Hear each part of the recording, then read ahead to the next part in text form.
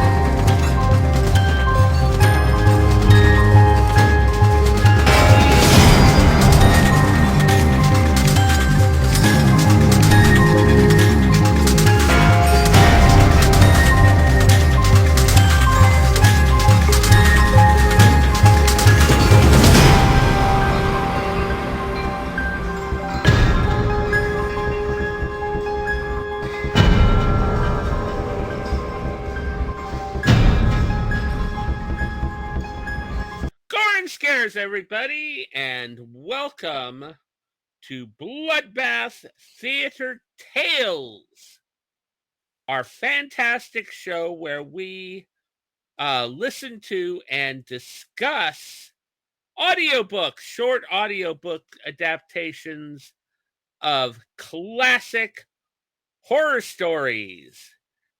And I got a surprise for you ladies out there. Yes, indeed. He's here. You know, the ultimate object of your desire, Mr. Christopher Highland, a.k.a. the horror sex symbol, a.k.a. the horror literature expert of the Wolf Pack. How you doing, Mr. Highland? Good evening. Good evening, Mr. Highland. Oh, and we should also remind people that I chose this particular Bloodbath Theater tale because it is Writers in Horror Recognition Month. And this entire month of August, I'm hoping that the horror community will join us in celebrating horror writers and horror screenplay writers. Because horror writers and horror screenplay writers, we don't actually get treated very well in our community. In comparison to sci-fi and fantasy writers, we get screwed over.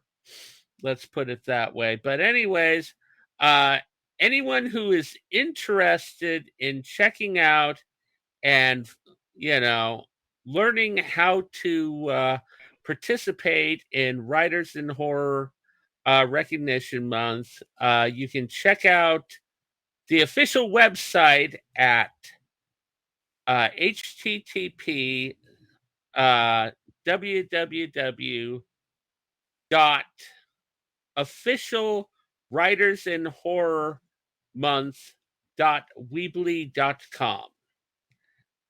Alrighty, so all excited there, Mr. Highland? Yes. Cool. Alrighty, so now it is time for you, the fans, to get to listen to this fantastic story. And once the story is over, we will be back and we will get into a discussion on this. And oh my God, have we got a discussion for you. So, catch you in a little bit. The Monkey's Paw by W.W.Jacobs. Recording by Travis Baldry. 1. Without, the night was cold and wet, but in the small parlor of Laburnum Villa, the blinds were drawn and the fire burned brightly. Father and son were at chess, the former, who possessed ideas about the game involving radical changes, putting his king into such sharp and unnecessary perils that it even provoked comment from the white-haired old lady knitting placidly by the fire.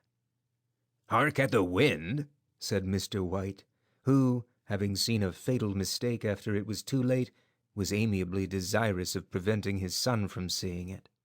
"I'm listening," said the latter, grimly surveying the board as he stretched out his hand. "Check." "I should hardly think he'd come tonight," said his father, with his hand poised over the board. "Mate," replied the son. "That's the worst of living so far out," bawled Mr. White, with sudden and unlooked-for violence. "Of all the beastly, slushy, out-of-the-way places to live in, this is the worst. Pathway's a bog, and the road's a torrent. I don't know what people are thinking about. I suppose because only 2 houses in the road are let, they think it doesn't matter." "Never mind, dear," said his wife, soothingly. "Perhaps you'll win the next one." Mr. White looked up sharply, just in time to intercept a knowing glance between mother and son. The words died away on his lips, and he hid a guilty grin in his thin gray beard. "There he is," said Herbert White, as the gate banged to loudly, and heavy footsteps came toward the door. The old man rose with hospitable haste, and opening the door was heard condoling with the new arrival. The new arrival also condoled with himself, so that Mrs. White said, "Tut, tut," and coughed gently as her husband entered the room, followed by a tall, burly man, beady of eye and rubicund of visage. "Sergeant Major Morris," he said, introducing him. The sergeant major shook hands, and taking the proffered seat by the fire, watched contentedly while his host got out whiskey and tumblers and stood a small copper kettle on the fire.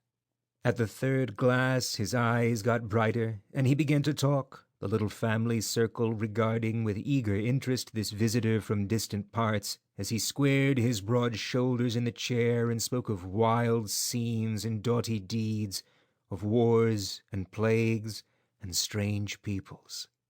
21 years of it," said Mr. White, nodding at his wife and son.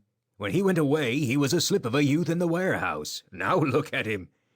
"He don't look to have taken much harm," said Mrs. White, politely. "I like to go to India myself," said the old man, "just to look round a bit, you know." "Better where you are," said the sergeant major, shaking his head. He put down the empty glass and, sighing softly, shook it again. "I should like to see those old temples and fakirs and jugglers," said the old man. "What was that you started telling me the other day about a monkey's paw or something, Morris?" "Nothing," said the soldier hastily. "Leastways, nothing worth hearing." "Monkey's paw?" said Mrs. White, curiously. "Well, it's just a bit of what you might call magic, perhaps," said the sergeant major offhandedly. His 3 listeners leaned forward eagerly. The visitor absent-mindedly put his empty glass to his lips, and then set it down again. His host filled it for him. "To look at," said the sergeant major, fumbling in his pocket. "It's just an ordinary little paw, dried to a mummy." He took something out of his pocket and proffered it. Mrs. White drew back with a grimace, but her son, taking it, examined it curiously. "And what is there special about it?" inquired Mr. White, as he took it from his son and, having examined it, placed it upon the table. "It had a spell put on it by an old fakir," said the sergeant major. "A very holy man. He wanted to show that fate ruled people's lives, and that those who interfered with it did so to their sorrow. He put a spell on it so that 3 separate men could each have 3 wishes from it." His manner was so impressive that his hearers were conscious that their light laughter jarred somewhat. "Well, why don't you have 3, sir?" said Herbert White cleverly.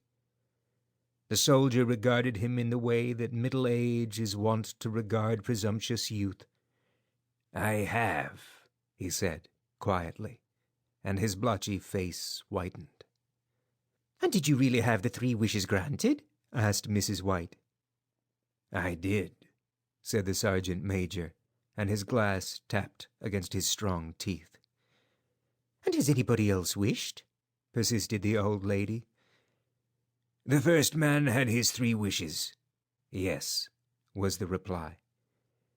"I don't know what the first 2 were, but the third was for death. That's how I got the paw." His tones were so grave that a hush fell upon the group. "If you had your 3 wishes, it's no good to you now then, Morris," said the old man at last. "What do you keep it for?" The soldier shook his head. "Fancy, I suppose," he said slowly. "I did have some idea of selling it, but I don't think I will. It has caused enough mischief already. Besides, people won't buy. They think it's a fairy tale, some of them, and those who do think anything of it want to try it first and pay me afterward." "If you could have another 3 wishes," said the old man, eyeing him keenly, "would you have them?" "I don't know," said the other. "I don't know." He took the paw, and dangling it between his forefinger and thumb, suddenly threw it upon the fire. White, with a slight cry, stooped down and snatched it off. "Better let it burn," said the soldier solemnly. "If you don't want it, Morris," said the other, "give it to me." "I won't," said his friend doggedly. "I threw it on the fire. If you keep it, don't blame me for what happens. Pitch it on the fire again like a sensible man." The other shook his head and examined his new possession closely. "How do you do it?" he inquired. "Hold it up in your right hand and wish aloud," said the sergeant major. "But I warn you of the consequences." "Sounds like the Arabian Nights," said Mrs. White, as she rose and began to set the supper. "Don't you think you might wish for 4 pairs of hands for me?" Her husband drew the talisman from pocket, and then all 3 burst into laughter as the sergeant major, with a look of alarm on his face, caught him by the arm. "If you must wish," he said gruffly, "wish for something sensible."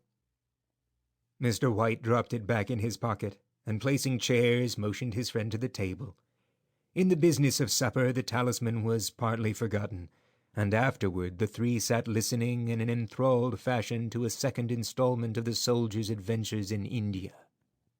"If the tale of the monkey's paw is not more truthful than those he's been telling us," said Herbert, as the door closed behind their guest, just in time for him to catch the last train, "we shan't make much out of it." "Did you give him anything for it, father?" inquired Mrs. White, regarding her husband closely. "A trifle," said he, coloring slightly. "He didn't want it, but I made him take it, and he pressed me again to throw it away." "Likely," said Herbert, with pretended horror. "Why, we're going to be rich, and famous and happy.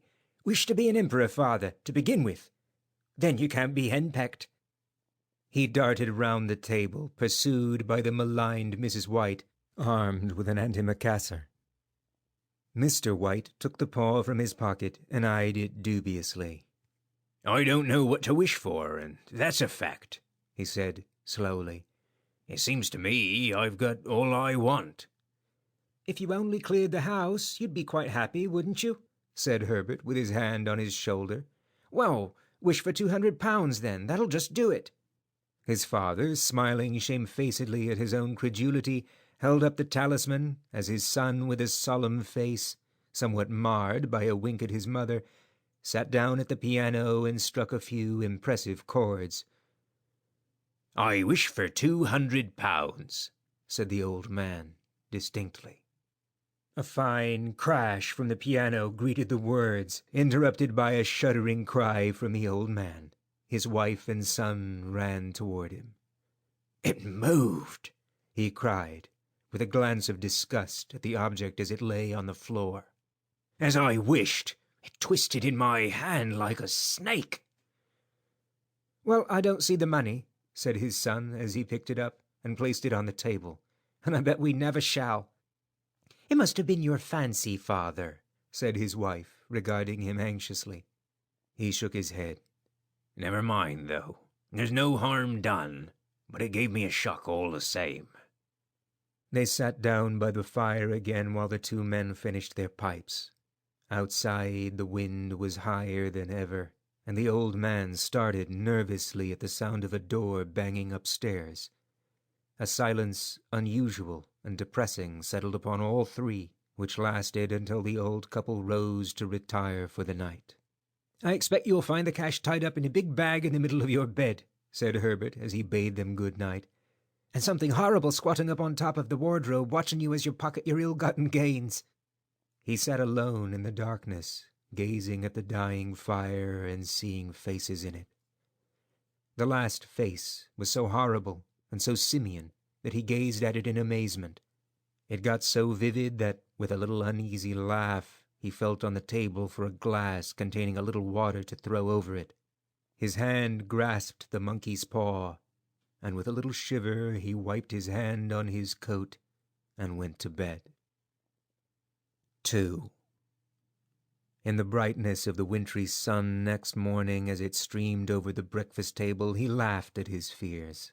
There was an air of prosaic wholesomeness about the room which it had lacked on the previous night, and the dirty, shriveled little paw was pitched on the sideboard with a carelessness which betokened no great belief in its virtues. "I suppose all old soldiers are the same," said Mrs. White. "The idea of our listening to such nonsense! How could wishes be granted in these days? And if they could, how could £200 hurt you, father?" "Might drop on his head from the sky," said the frivolous Herbert. "Morris said the things happened naturally," said his father. "That you might, if you so wished, attribute it to coincidence." "Well, don't break into the money before I come back," said Herbert as he rose from the table. "I'm afraid it'll turn you into a mean, avaricious man, and we shall have to disown you." His mother laughed, and following him to the door, watched him down the road, and returning to the breakfast table, was very happy at the expense of her husband's credulity. All of which did not prevent her from scurrying to the door at the postman's knock, nor prevent her from referring somewhat shortly to retired sergeant majors of bibulous habits when she found that the post brought a tailor's bill. "Herbert will have some more of his funny remarks, I expect, when he comes home," she said, as they sat at dinner. "I dare say," said Mr. White, pouring himself out some beer. "But for all that, the thing moved in my hand. That I'll swear to." "You thought it did," said the old lady soothingly. "I say it did," replied the other. "There was no thought about it. I had just... What's the matter?" His wife made no reply. She was watching the mysterious movements of a man outside, who, peering in an undecided fashion at the house, appeared to be trying to make up his mind to enter. In mental connection with the £200, she noticed that the stranger was well dressed and wore a silk hat of glossy newness. 3 times he paused at the gate, and then walked on again. The 4th time he stood with his hand upon it, and then with sudden resolution flung it open and walked up the path. Mrs. White at the same moment placed her hands behind her, and hurriedly unfastening the strings of her apron, put that useful article of apparel beneath the cushion of her chair. She brought the stranger, who seemed ill at ease, into the room. He gazed at her furtively, and listened in a preoccupied fashion as the old lady apologized for the appearance of the room and her husband's coat, a garment which he usually reserved for the garden. She then waited as patiently as her sex would permit for him to broach his business, but he was at first strangely silent.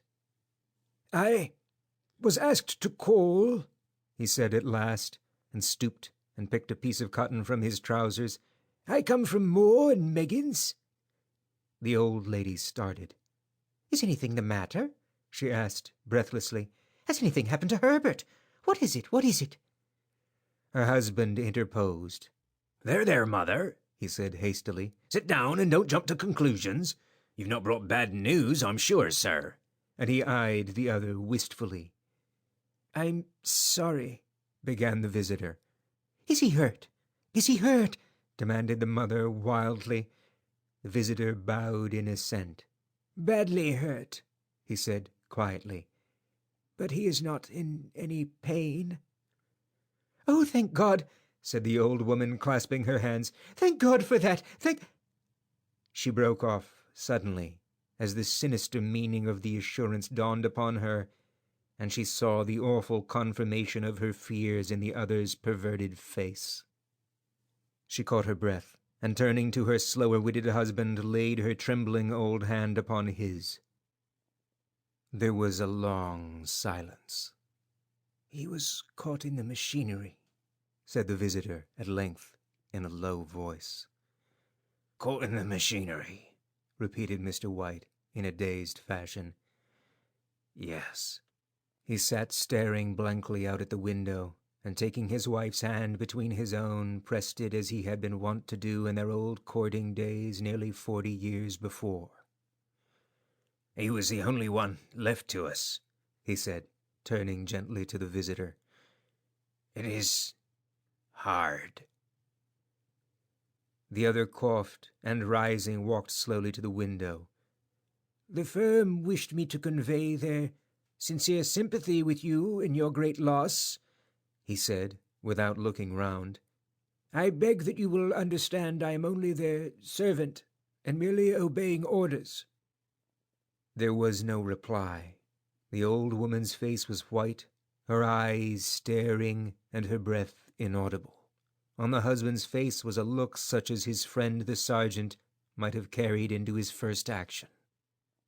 "I was to say that Moore and Meggins disclaim all responsibility," continued the other. "They admit no liability at all, but in consideration of your son's services, they wish to present you with a certain sum as compensation." Mr. White dropped his wife's hand, and rising to his feet gazed with a look of horror at his visitor. His dry lips shaped the words. "How much?" £200, was the answer.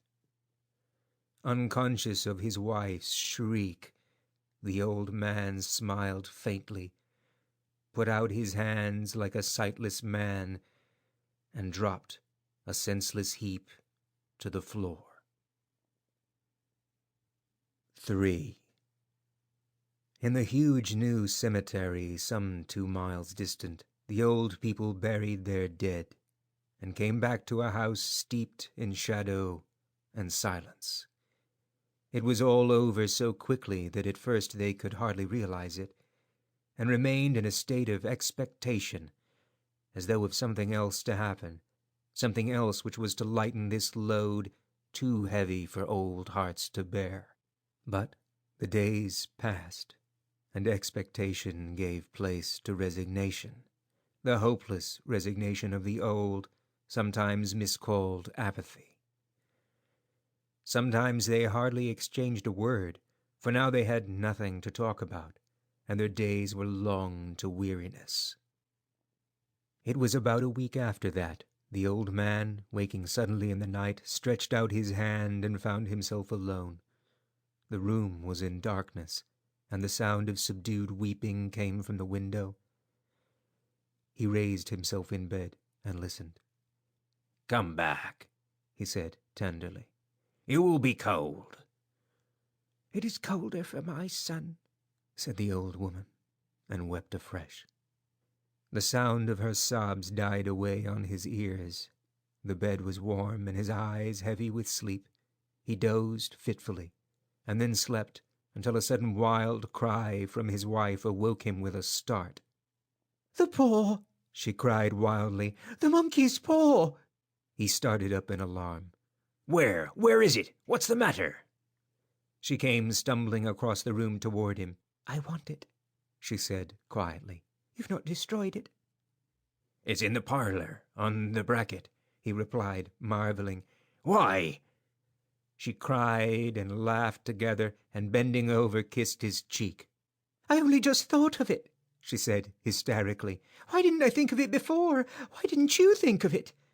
Think of what? He questioned. The other 2 wishes, she replied rapidly. We've only had one. Was that not enough? He demanded fiercely. No, she cried triumphantly. We'll have one more. Go down and get it quickly, and wish our boy alive again. The man sat up in bed and flung the bedclothes from his quaking limbs. Good God, you are mad! He cried, aghast. Get it, she panted. Get it quickly, and wish, oh, my boy, my boy. Her husband struck a match and lit the candle. Get back to bed, he said unsteadily. You don't know what you're saying. We had the first wish granted, said the old woman feverishly. Why not the second? A coincidence, stammered the old man. Go and get it and wish, cried his wife, quivering with excitement. The old man turned and regarded her, and his voice shook. He has been dead 10 days, and besides, I would not tell you else, but I could only recognize him by his clothing. If he was too terrible for you to see, then how now? Bring him back, cried the old woman, and dragged him toward the door. Do you think I fear the child I have nursed? He went down in the darkness and felt his way to the parlor and then to the mantelpiece. The talisman was in its place, and a horrible fear that the unspoken wish might bring his mutilated son before him ere he could escape from the room seized upon him, and he caught his breath as he found that he had lost the direction of the door. His brow cold with sweat, he felt his way round the table, and groped along the wall until he found himself in the small passage with the unwholesome thing in his hand. Even his wife's face seemed changed as he entered the room. It was white and expectant, and to his fears seemed to have an unnatural look upon it. He was afraid of her. Wish, she cried in a strong voice. It is foolish and wicked, he faltered. Wish, repeated his wife. He raised his hand. I wish my son alive again. The talisman fell to the floor, and he regarded it fearfully. Then he sank trembling into a chair as the old woman, with burning eyes, walked to the window and raised the blind. He sat until he was chilled with the cold, glancing occasionally at the figure of the old woman peering through the window. The candle end, which had burned below the rim of the china candlestick, was throwing pulsating shadows on the ceiling and walls until, with a flicker larger than the rest, it expired. The old man, with an unspeakable sense of relief at the failure of the talisman, crept back to his bed, and a minute or two afterward the old woman came silently and apathetically beside him. Neither spoke, but lay silently listening to the ticking of the clock. A stair creaked, and a squeaky mouse scurried noisily through the wall. The darkness was oppressive, and after lying for some time screwing up his courage, he took the box of matches and, striking one, went downstairs for a candle. At the foot of the stairs the match went out, and he paused to strike another, and at the same moment a knock, so quiet and stealthy as to be scarcely audible, sounded on the front door. The matches fell from his hand and spilled in the passage. He stood motionless, his breath suspended until the knock was repeated. Then he turned and fled swiftly back to his room and closed the door behind him. A third knock sounded through the house. "What's that?"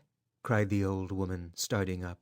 "A rat," said the old man in shaking tones. A rat. It passed me on the stairs." His wife sat up in bed, listening. A loud knock resounded through the house. "It's Herbert!" she screamed. "It's Herbert!"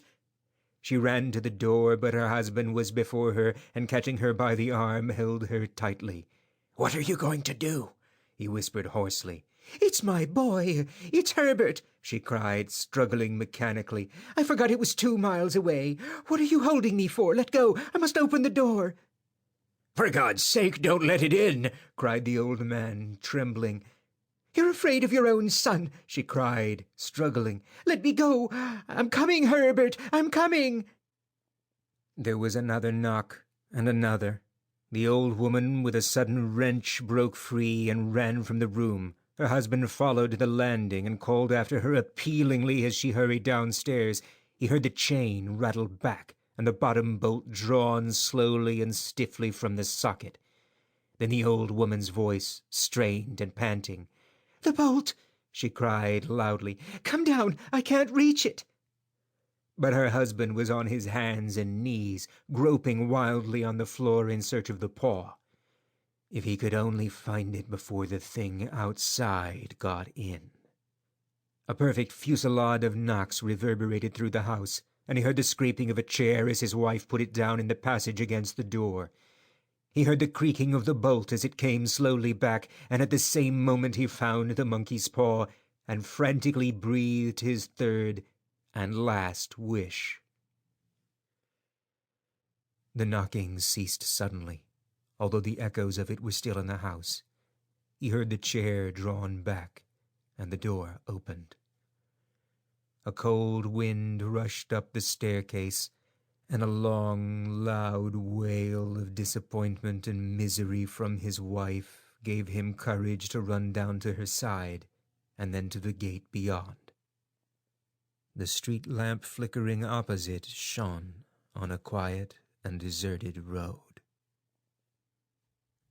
Well, we are back. I hope you guys enjoyed that story. I know, to prepare for this, I did a lot of listening to adaptations of The Monkey's Paw. And Don't you mean watching? no, I was listening. I was listening to the audiobooks. There's like a half dozen of them on YouTube, and I had to go around and I wanted to choose the best one. So the one that you guys listen to is the best one I could find. But yeah, there are a lot of adaptations. Here's a little information on The Monkey's Paw for you. The Monkey's Paw is a horror short story by author W.W.Jacobs, first published in England in the collection The Lady of the Barge in 1902. In the story, 3 wishes are granted to the owner of the monkey's paw, but the wishes come with an enormous price for interfering with fate. This story has been adapted many times in other media, including plays, films, TV series, operas, stories, and comics. As early as 1903, it was first adapted to film in 1950s or 1915 as a British silent film directed by Sidney Northcole. The film now lost starred John Lawson, who also played the main character in Lewis N. Parker's 1907 stage play. Now, I mean, seriously, this film, I mean, there has been a number of stage plays and even musicals, and an opera. Now, I mean, Mr. Highland, you've read and listened to the story. Do you honestly see this story as a 3-hour opera with people singing in Italian? No. No, neither do I. It's like, oh my God. I don't even see the musical thing. that's hilarious. But yeah, I mean, there was, first stage performance was a one-act play that opened in London's Haymarket Theatre and starred Cyril Maud as Mr. White and Lena Ashwell as Mrs. White. Anyways, I mean, they did also a 2019 silent film. They're not sure who the director was, and it was known to have been made, but now is considered lost. There was a 1933, 1923, just a whole bunch of them, a shitload of radio plays. Orson Welles even did one, and you know, lots of TV adaptations and short film adaptations.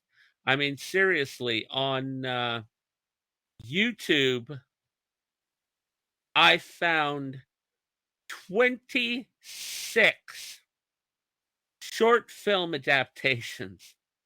Oh my God. And I watched these, Mr. Highland. You would have been proud of me. I watched these things.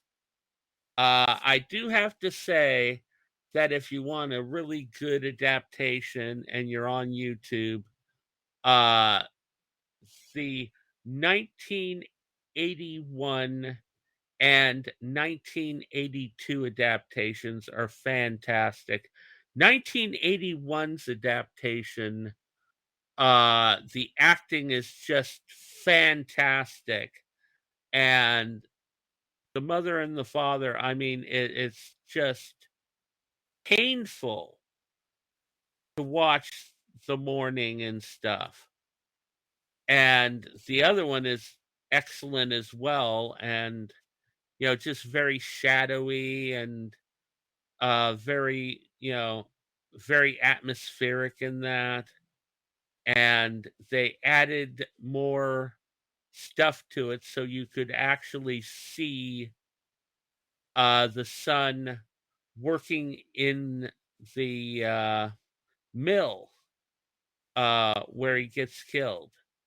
And so you actually see the machine where he's killed, and it's just amazing. And of course, Mr. Highland, you watched the Alfred Hitchcock edition. Mm-hmm. Yeah, well, tell the audience about this. Well, I compared it to the short story, and one of the things that differs from it is that the son is a race car driver, and he gets killed in a crash. Yeah. And the parents are living in some house. Where was this? Trinidad? Yeah, it was Trinidad, and it was the son's girlfriend's house. And the father, the thing was that the father was an industrial executive who was losing his business. And he'd lost his home, and he and his wife were staying at the son's girlfriend's house. And, she had the weird friends, very, the way Hitchcock people, the director on the episode was Leslie Nielsen. What? I Yeah. didn't know that. Yeah, Leslie Nielsen. Leslie Nielsen, well, this is another Leslie Nielsen, not the comedian. Oh. But Leslie Nielsen was well-known associate of Alfred Hitchcock. It was Leslie Nielsen who adapted Psycho for the screen. He also wrote Psycho 4. And he directed and produced a lot of the Alfred Hitchcock Presents episodes, as you know, as well as he was also a producer and writer for The Outer Limits as well. So really good, really good one. And Leslie did an incredible job with this because he made it creepy, and it was very Alfred Hitchcock, wouldn't you say, Mr. Highland? Yes, and it ended the way that the short story did. Yeah. Because Alfred Hitchcock likes to make statements, and he was in this story he was making a statement about the aristocrats and that, and the big wealthy people and that, because all of the son's and his girlfriend's friends were these just spoiled, nasty, corrupted ones that like to shit on people and liked, being just overly sexual and stuff and that. And I mean, the episode opens with them at a party, and the uh the friends are sitting there, and they're pretty much torturing this poor uh you know uh voodoo woman and her assistant. She's trying to entertain them and trying to give them visions of the future and stuff, and they're just acting like fucking complete and utter turds. Oh, by the way, the son was a very young Lee Majors, years before he did the $6 Million Man. So that was something.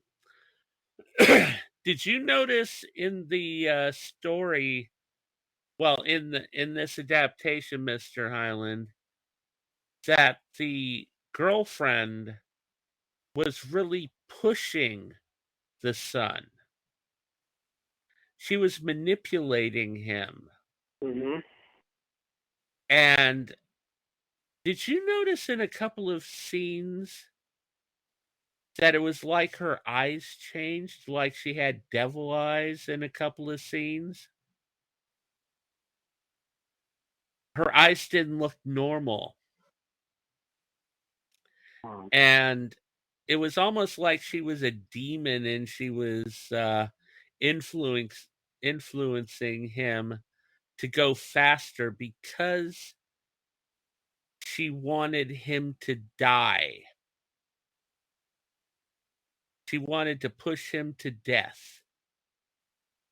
And it was interesting, after the son died, after he was buried, that she just told the parents, "Okay, time for you to leave. You need to leave in 24 hours."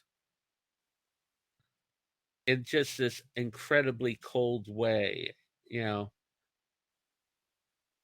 Interesting adaptation of this very, as I said, very Alfred Hitchcock. Um, when they go and deliver the news that the son's dead, you see her friends, and they're out in front of the house, and there's like this fog around it, and it's almost like a dreamlike thing. and they don't even talk to the parents. The parents come out and wondering what's going on, and all the friends just walk away. And that's when the insurance guy comes and delivers the money. Interesting. Uh, you said, Mr. Highland, that you'd watched the Tales from the Crypt adaptation. Hmm.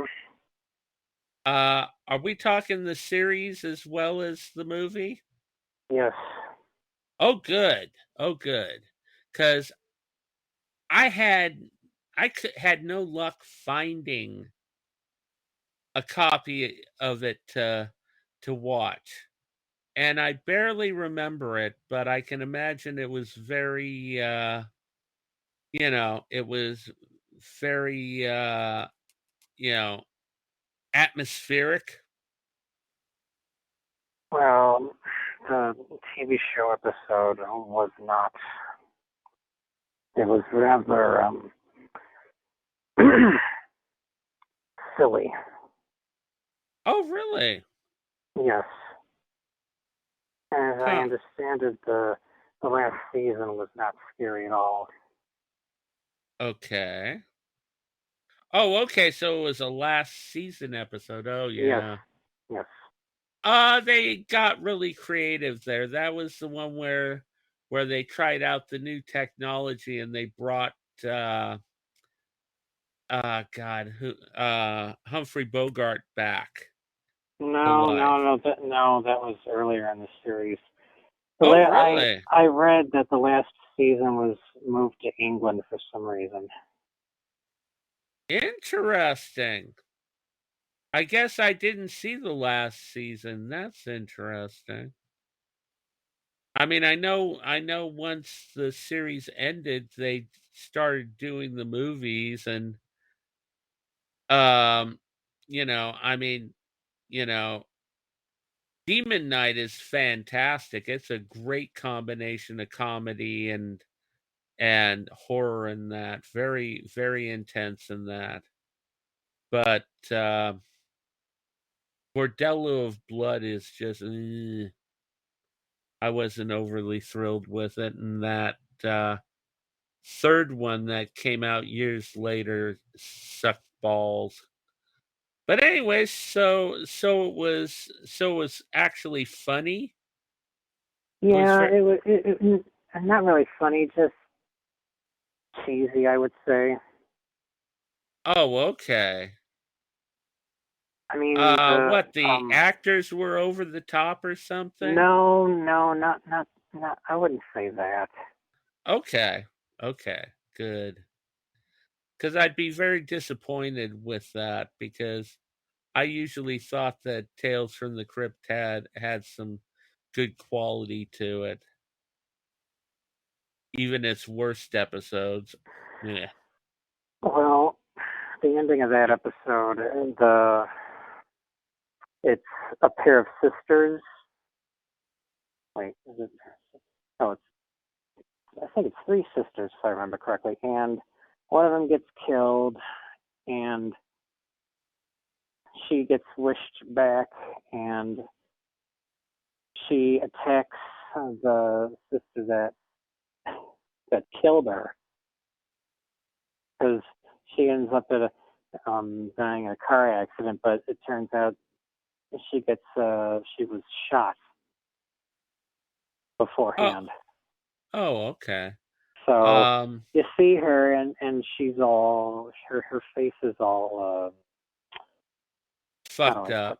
Yeah, all the moisture is just it's Yeah, I decomposed, get the idea. decomposed. Anyway, she comes at her, and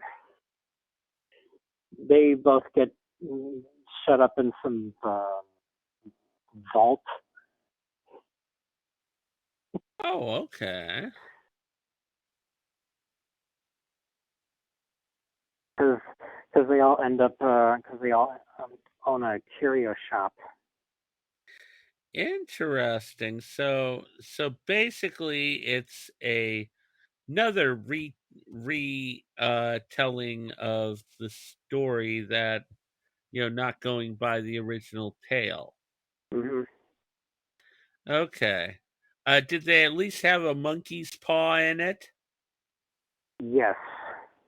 Okay. Yeah, because amazingly enough, in Wikipedia, they actually include Pet Cemetery as a retelling of the monkey paw story, which doesn't make sense.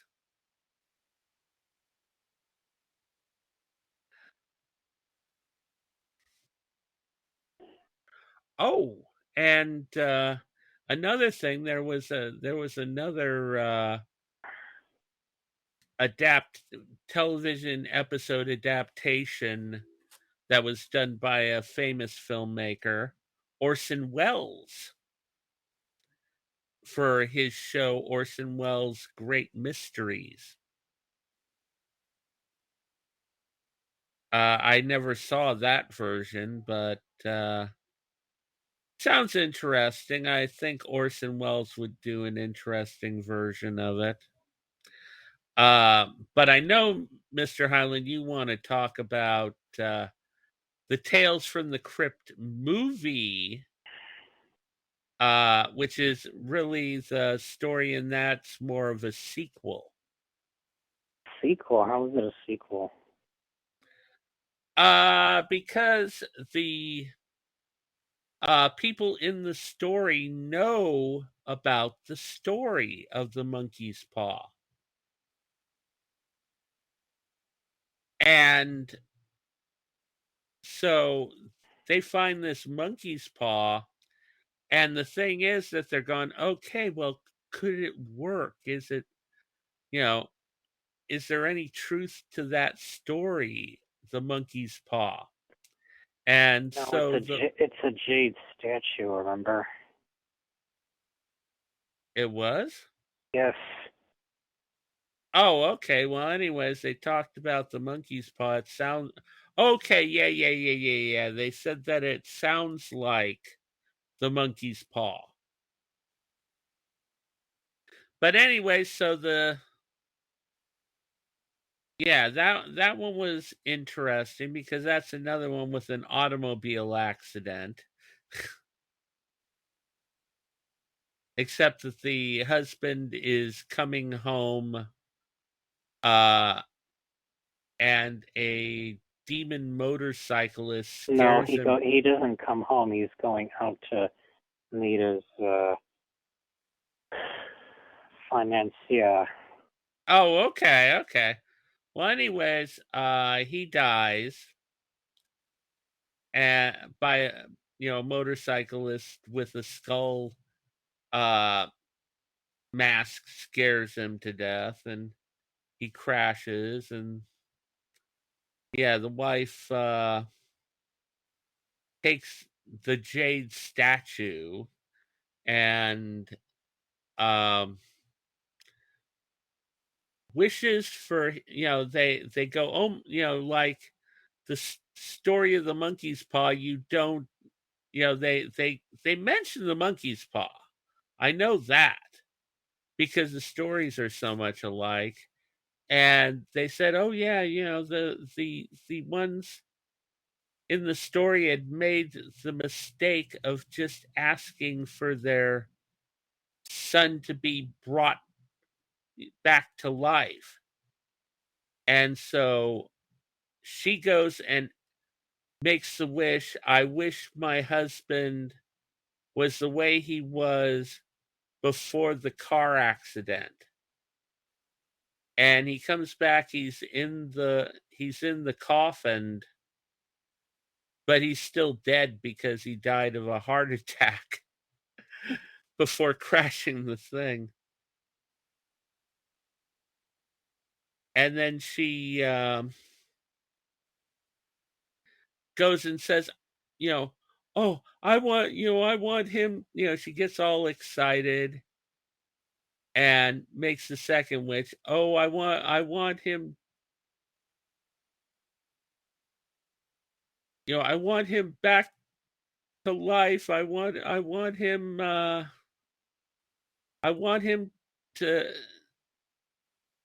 stay alive, because I love him. I don't want him ever to die.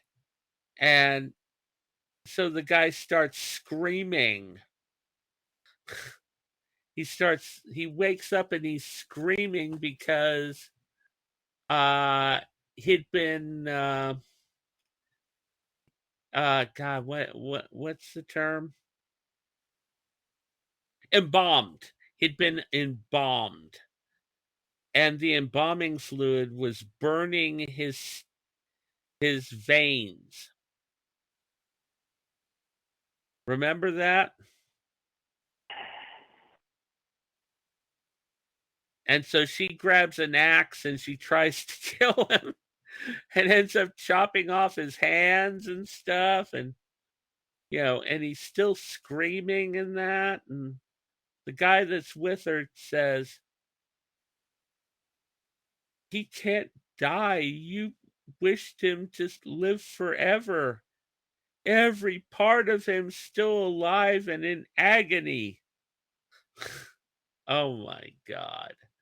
That was good. Of course, that was a number one movie, wasn't it? There, Mr. Highland. That was a good movie. Was a sword. Huh? A sword, not an axe. Oh, okay. Well, it's been a while. It's been a while. Last time I saw this, I was doing the adaptation. I was doing an episode of Bloodbath Theater, but I really didn't get to watch all of it. I watched my favorite part of that one, which was the one with Christopher Lee, or not Christopher Lee, Peter Cushing in it. That was, anyways, yeah. So I mean, there's, did you ever see the Night Gallery version? No. That was good too. That one was really good because, Night Gallery, what do you expect? Oh my God. In that one, uh the son, when he comes back, the mother and the father are in their bedroom, and he they hear the son coming up the stairs, and you're hearing that, and they put on that music from, you know Night Gallery, that music that they put on, that creepy ass music, and you're just like, oh no, no, no, I don't want to see him, I don't want to see him. And the father manages to grab the paw and wish him away, just as the mother's goes to open the door, and nothing, just an empty hallway and stairway. Oh my God, that was good. That was another good one. So, Mr. Highland, what's your thoughts on the actual story?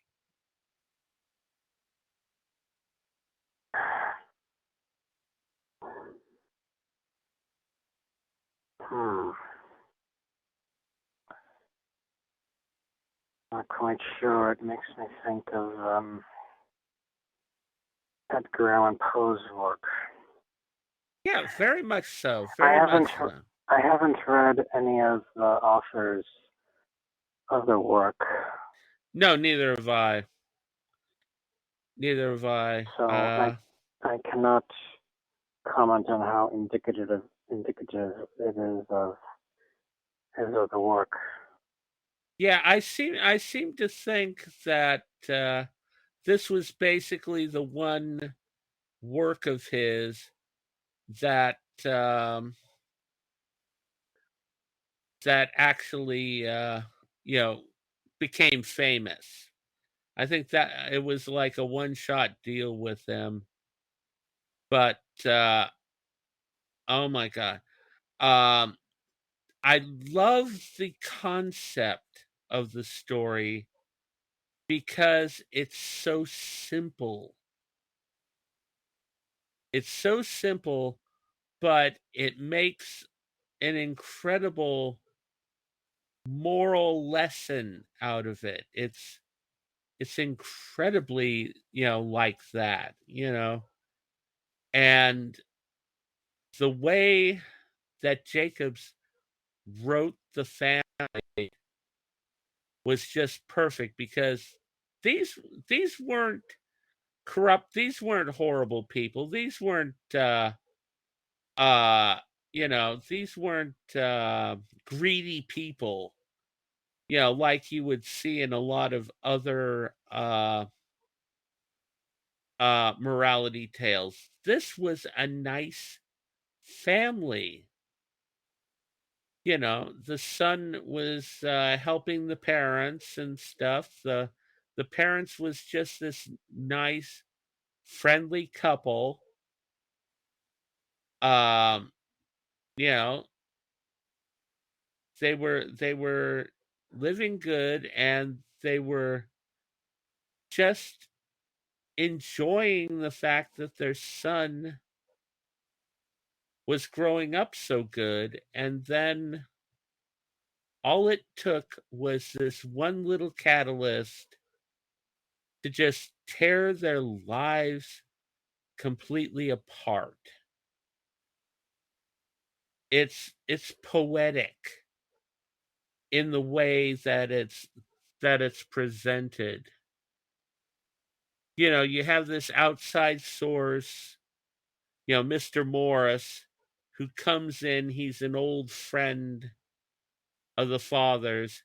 In the 1982 adaptation, instead of them being old soldier buddies, um, Mr. Morse is a sailor,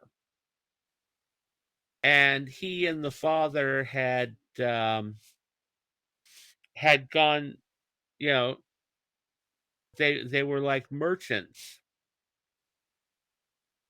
and went around the world when they were younger. And anyways, interesting change in that, but anyways, yeah, you bring in this catalyst, and he's the one that brings in the temptation and brings in the vessel for destroying these people's lives. And it's just fascinating. He doesn't give you any real detail on what happened to his former associate, except for the fact that after he had two of his wishes, that he wished himself dead. Then, of course, you have Mr. Morris, who is, he doesn't say anything about what his wishes were, but you know that they had to have gone wrong. And when he disappears, you know, I kind of wondered what happens to him? Is he free, or is he going to die, or what's going to happen? Is he waiting for the final comeuppance from, from making the final wish, or what? It's interesting. It's an interesting story that gets you thinking. And it does it in such a simple way. And the scare in it is totally psychological, because you don't see anything, you have no description except for the fact that the father tells the mother, you really don't want to you don't know how horrible he looked. He was torn apart by the thing. Interesting, you know. And I do see, Mr. Highland, what you're talking about in regard to it having kind of like that Edgar Allan Poe feel.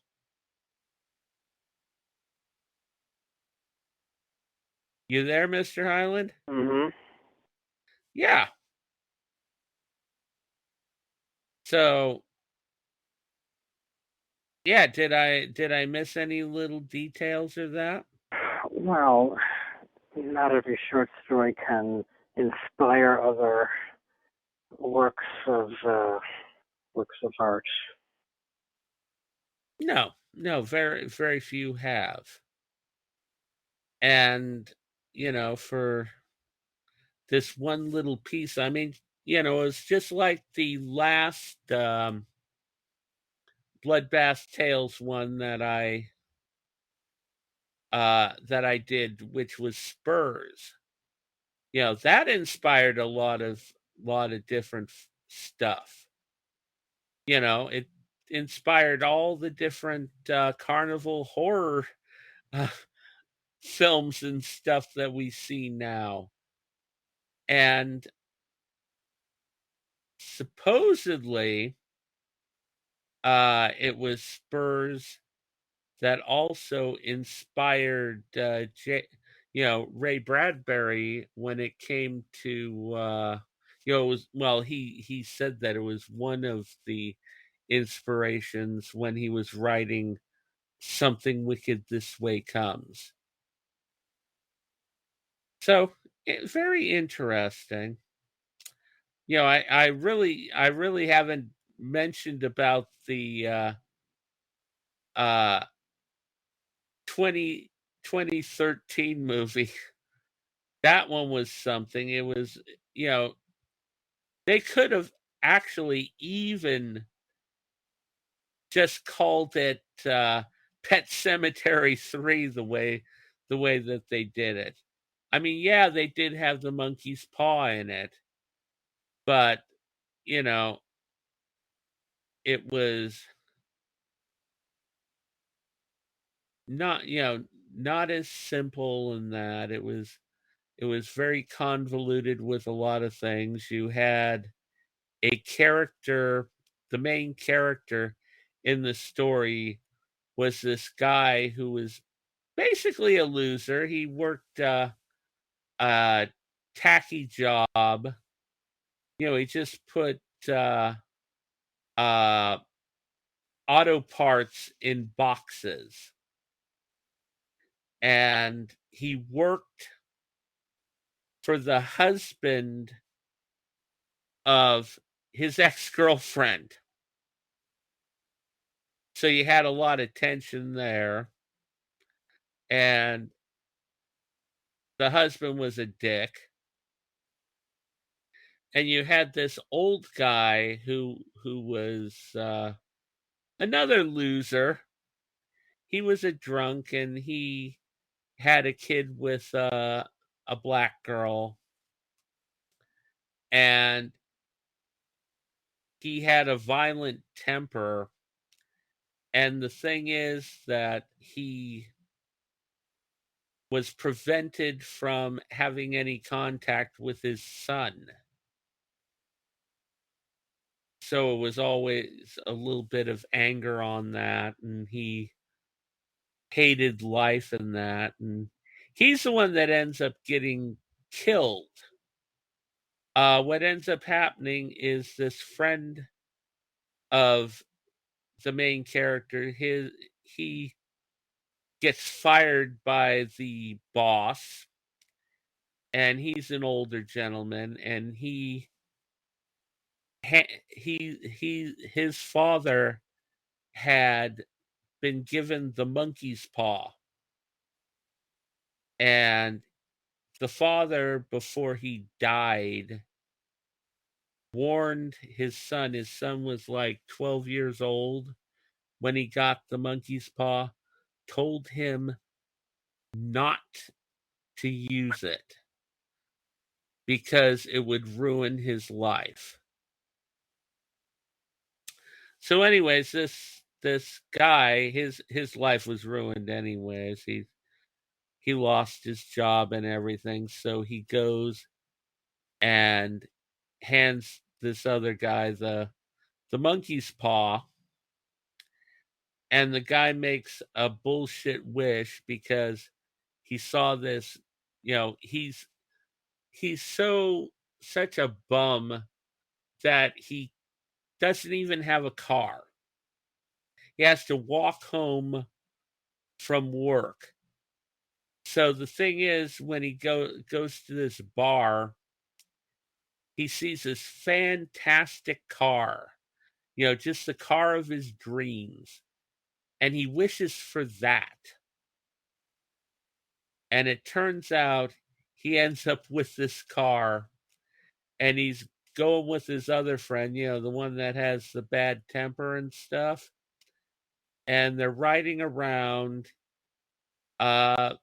This version of the story takes place in Louisiana, uh, in New Orleans. And the thing is that he swerves because a crocodile gets into the middle of the road, and he ends up hitting a tree with the car, and the other guy ends up flying through the windshield and dies. And so the guy goes and wishes that this other guy comes back to life.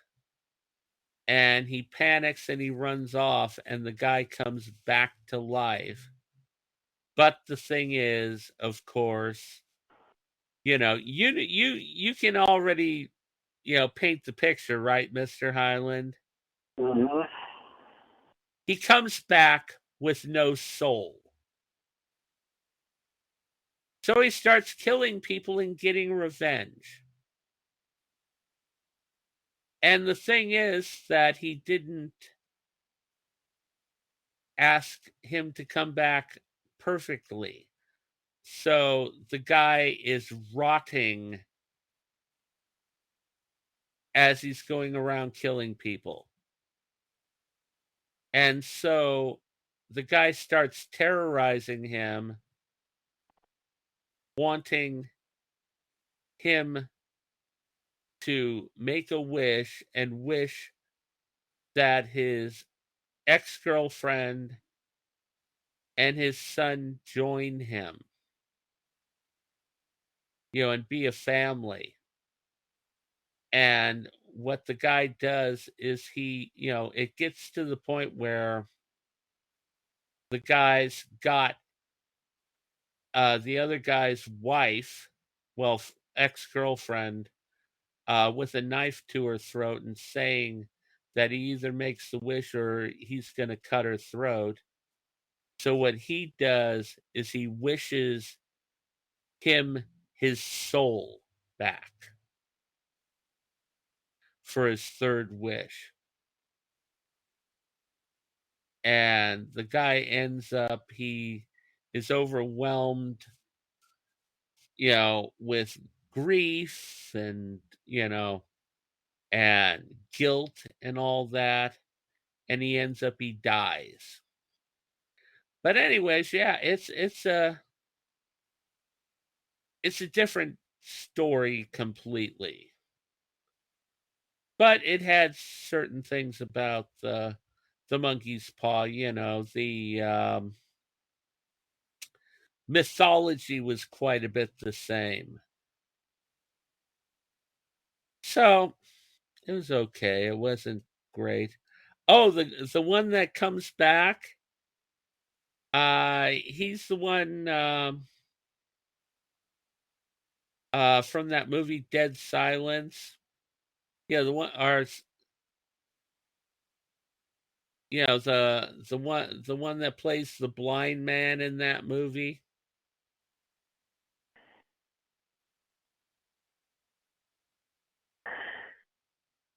Anyways, any other things you want to talk about in regards to the monkey's paw?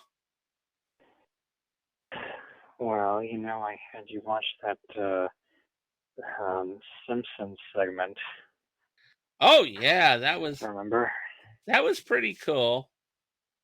Yeah, that was another variation on the monkey's paw. It was very amusing.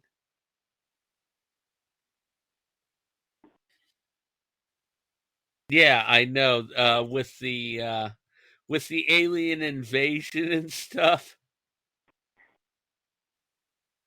I forget the turkey sandwich.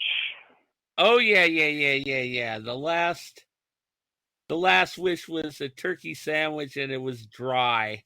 No, he said the turkey's a little dry. Yeah. I've been imagining a catering service called the Monkey's Paw, or a restaurant, or a deli. Yeah, a deli called the Monkey's Paw. And you know what the tagline would be? As if you can't guess. The No. turkey won't be a little dry. Oh my god. Yeah, that's a good one. Yeah. Well, with some of the weird names that they give restaurants, that would work. Because in San Francisco there's a chicken sandwich restaurant. You're gonna love it. Cluck and Chuck. Well, I came up with an idea for a restaurant called To Serve Man. That could be anything. It could be a Twilight Zone themed restaurant. It could be a themed. It could be a Rod Serling themed restaurant. It could be a have the theme about the Twilight Zone episode. It could even be a Chinese restaurant. You never know. Yeah, definitely. And you know, you do remember who the name of the author of To Serve Man, right? No, Oh, you don't? I forgot. Oh my God, Christopher Pike. Can you believe that? Well, Star Trek, the first captain to serve man. Shit. let me look this up.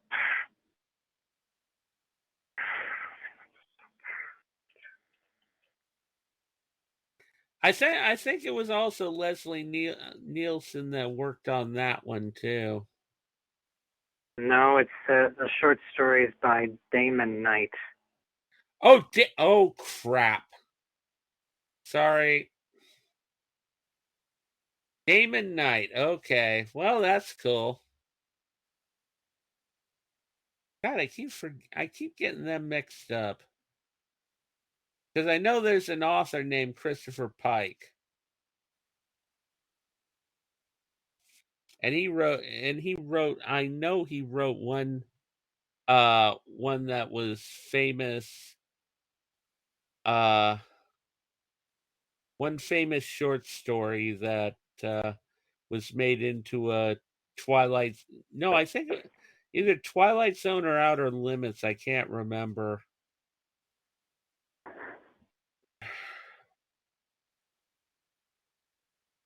Okay, so Damon Knight. Okay, well that's cool.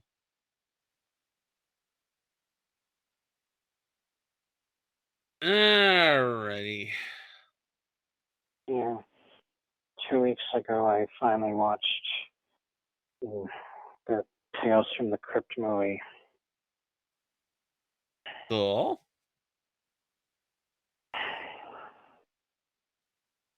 Yeah, I really like that one. I think it's better than uh,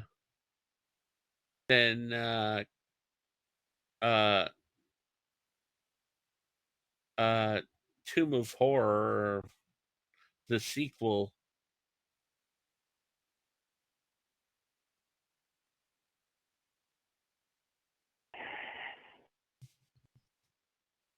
You know, the one with Tom Baker in it. Yeah, I know that one. Yeah, yeah. As I said, I recently did a Tales from the Crypt double feature with Tales from the Crypt, the movie, and Vault of Terror. That's what it was. Yeah. Vault of Terror. Yeah, and even the filmmakers actually said that Tales from the Crypt was actually better than that. Of course, there was a lot of problems with Vault of Terror. You know, they cut the budget on it quite a bit. I And mentioned this to you before. Did you know that 3 actors from Tales from the Crypt?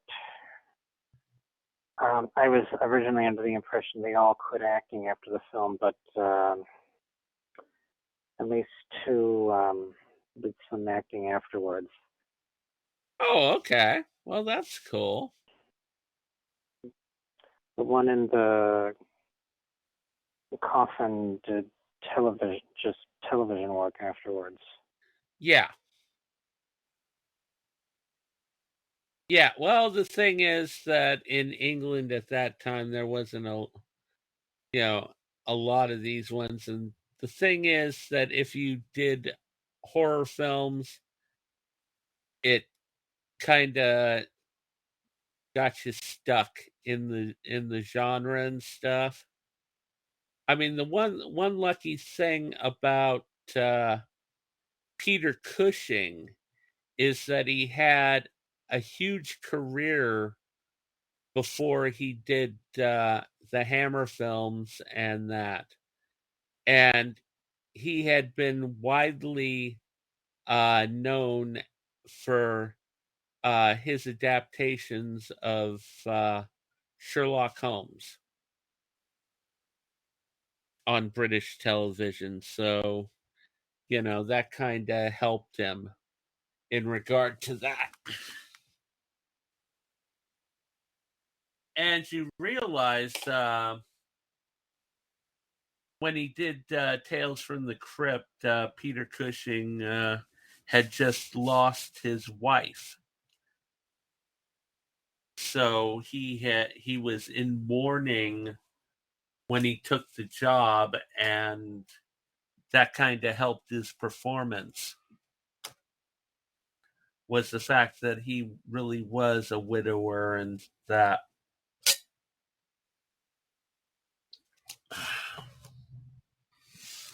Anyways, yeah, so you know, I'm looking forward to the next version of the monkey's paw, whoever does that. You know, I mean, I could imagine that eventually we might see Rob Zombie's rendition of the monkey's paw. What do you think, Mr. Highland? Who knows? I mean, the reason I shouldn't say reason. I should say evidence of its effectiveness is that you don't see any reenactments or cosplaying of it at any horror conventions. Yeah, that's true. I know, but I mean, the thing is that, it's one story, so you know, you don't see a lot of,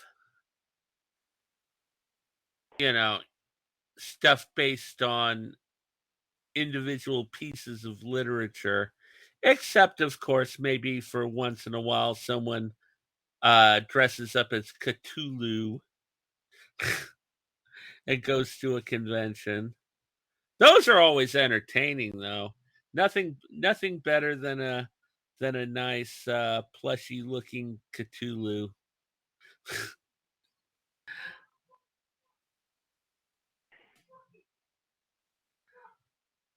Yep.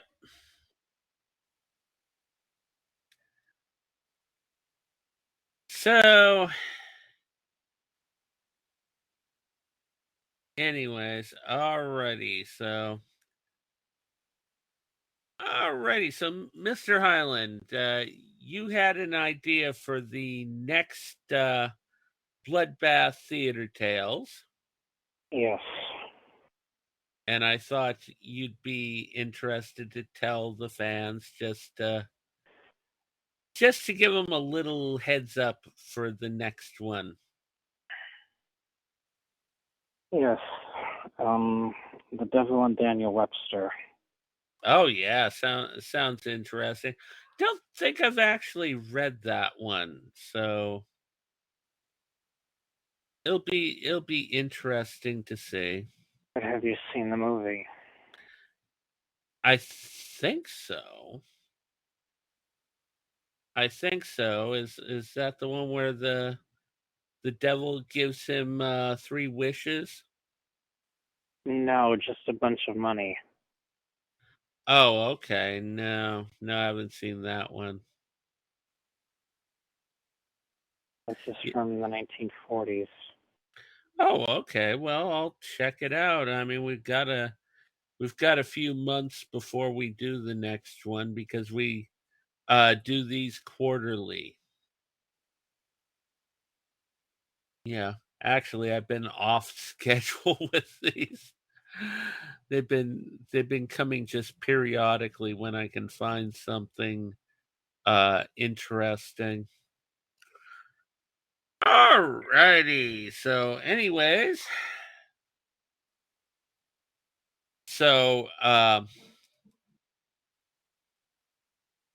people, remember to get yourself copies of Mr. Highland's books through WCP Enterprises, The Witch and the Prince, and The Path Never Taken.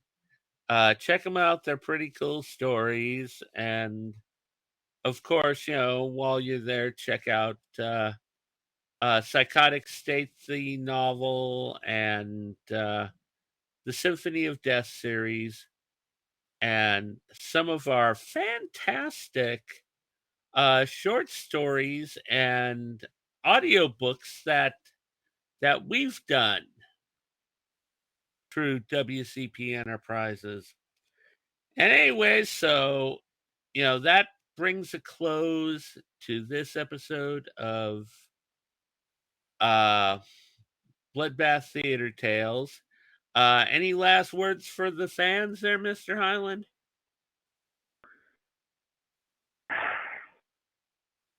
Nope.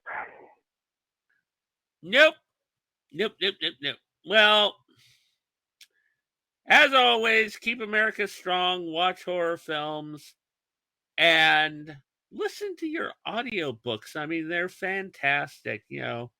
Check out Audible, check out, there's some online sources where you can get free audiobooks. I mean, if you can't read, if you don't have the time to do the reading, check out the audiobooks. Alrighty. So, anyways, catch you later.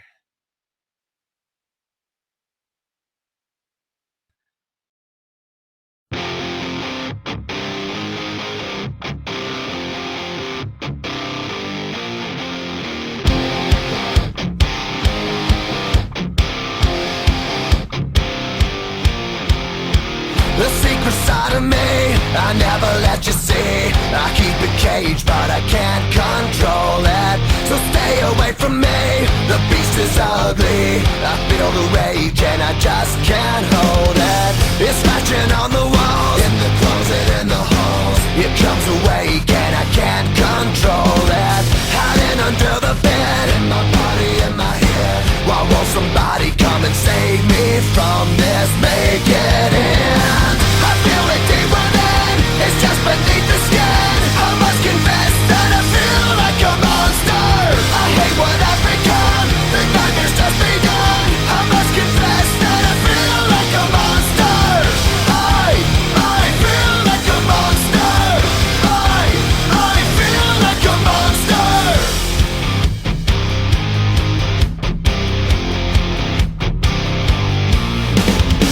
My secret side I keep hid under lock and key. I keep it caged, but I can't control it.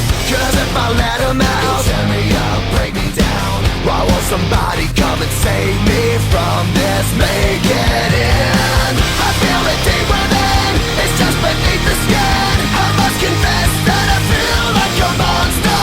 I hate what I've become, the nightmare's just begun. I must confess that I feel like a monster. I feel it deep within, it's just beneath the skin. I must confess that I feel like a monster. I feel like a monster. I feel like a monster. It's hiding in the dark, its teeth are razor sharp.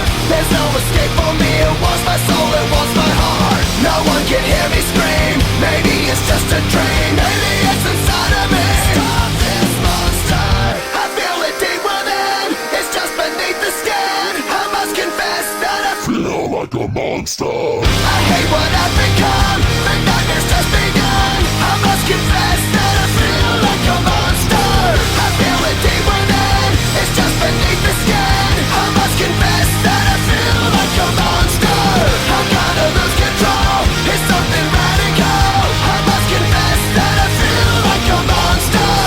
I feel like a monster. I feel like a monster. I feel like a monster. I feel like a monster. So we have a containment breach. We lost them. They're out in the open.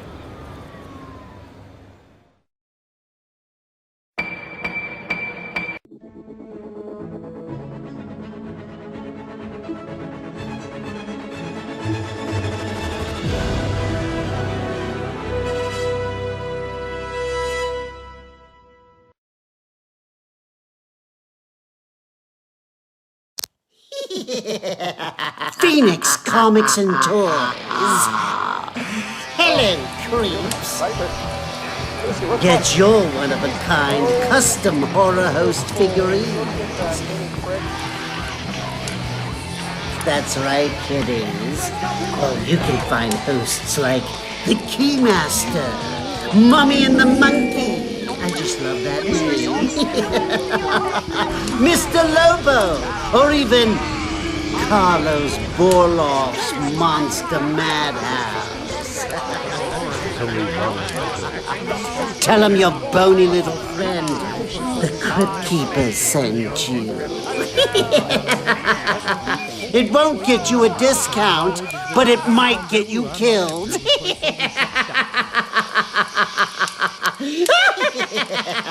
Phoenix Comics+Toys.